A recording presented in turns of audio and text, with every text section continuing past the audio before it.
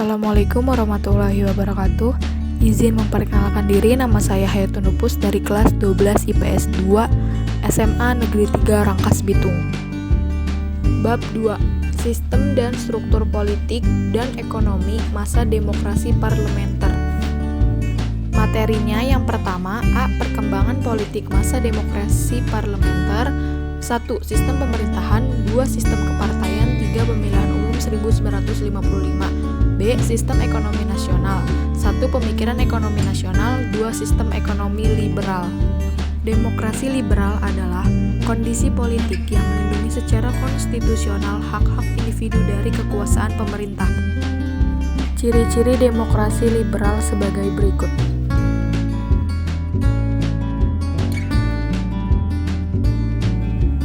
Selanjutnya, kabinet partai. Yang pertama, kabinet natsir. Programnya 1. Meningkatkan usaha keamanan dan ketentraman. 2. Menyempurnakan organisasi angkatan perang. 3. Memperjuangkan penyelesaian masalah Irian Barat. 4. Mencapai konsolidasi dan menyempurnakan susunan pemerintahan. Selanjutnya, kabinet Sukiman. 1. Menjamin keamanan dan ketentraman. 2. Mempercepat persiapan pemilihan umum. 3. Mengusahakan kemakmuran rakyat dan memperbaharui hukum agraria sesuai dengan kepentingan petani. Kabinet selanjutnya yaitu Mr. Wilopo. Ada program dalam negeri dan program luar negeri. Selanjutnya, kabinet Ali Sastroamidjojo I yang dipimpin oleh Mr. Ali Sastroamidjojo. Dan berikut program-programnya. Selanjutnya, Kabinet Ali Sastroamidjojo II pada tanggal 20 Maret 1956 sampai 4 Maret 1957. Dan yang terakhir yaitu Kabinet Juanda yang dipimpin oleh Insinyur Juanda dan membentuk sistem program Pancakarya. Ini adalah Pancakarya. Selanjutnya, ekonomi. Keadaan ekonomi Indonesia pada masa liberal. Faktor yang menyebabkan keadaan ekonomi tersendat.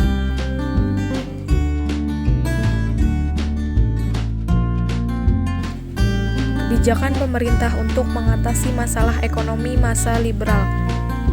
Gunting Syarifuddin. Nasionalisasi Dejavas Cebang. Sistem ekonomi Gerakan Benteng. Sistem ekonomi Alibaba. Persaingan finansial ekonomi atau FINEK. Rencana Pembangunan 5 tahun atau RPLT. Musyawarah Nasional Pembangunan atau MUNAP.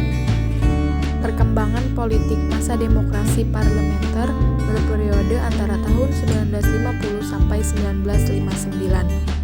Pada 19 Desember 1949, Belanda mengakui kedaulatan Indonesia dan Republik Indonesia Serikat berdiri dengan Soekarno sebagai presiden dan Hatta sebagai Perdana Menteri. Menjelang pemilu 1955, Kabinet Ali jatuh dan digantikan oleh Kabinet Burhanuddin Marahap. Lalu pada tanggal 21 Februari 1957, Presiden Soekarno mengundang tokoh partai dari tingkat daerah hingga pusat dan tokoh militer ke Istana Negara untuk mendengarkan konsepsi Presiden. Presiden Soekarno menyatakan bahwa demokrasi liberal yang dijalankan di Indonesia tidak sesuai dengan jiwa bangsa Indonesia dan beliau ingin menggantinya dengan demokrasi terpimpin. Namun konsepsi tersebut menuai perdebatan yang cukup sengit baik di parlemen maupun di luar parlemen. Namun, Insinyur Soekarno berhasil membentuk Kabinet Karya dengan Dr. Anda Juanda, tokoh yang tidak berpartai, sebagai Perdana Menteri dengan 3 wakil Perdana Menteri, masing-masing dari PNI, NU, dan Parkindo. Kabinet ini resmi dibentuk pada 9 April 1957. Dan yang terakhir yaitu Pemilu 1955. Pemilu tahun 1955 dilaksanakan oleh Kabinet Burhanuddin Marahap berlangsung 2 periode, yaitu 29 September 1955 memilih anggota DPR dan pada 15 Desember 1955 memilih anggota konstituante. dalam pemilu ini keluar sebagai pemenang sebagai berikut.